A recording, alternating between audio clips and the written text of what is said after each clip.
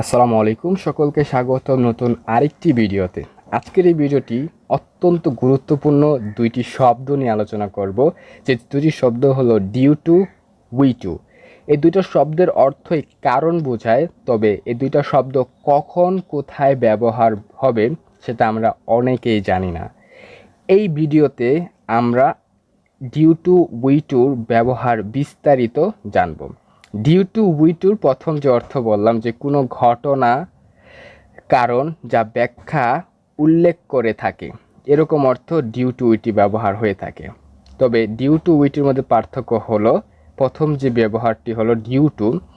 Due to সাধারণত B ভার্বের আগে পরে বসে।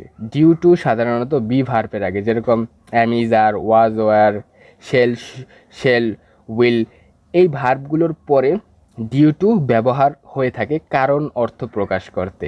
যেমন the crash was due to bad weather, যে দুর্ঘটনাটা খারাপ আবহাওয়ার কারণে হয়েছিল।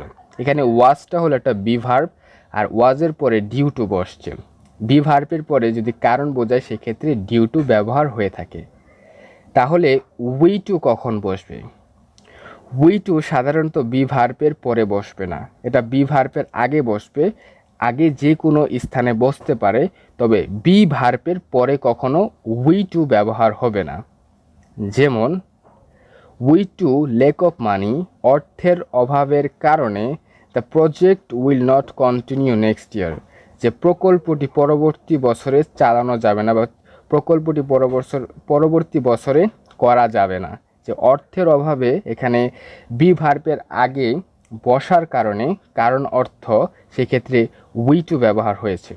অর্থের অভাবের কারণে প্রকল্পটি নেক্সট ইয়ারে কন্টিনিউ করা যাবে না।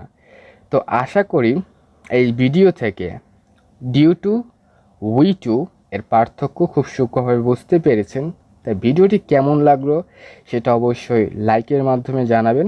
দেখা হচ্ছে পরবর্তী ভিডিওতে। ভালো থাকুন সকলে। আসসালামু আলাইকুম।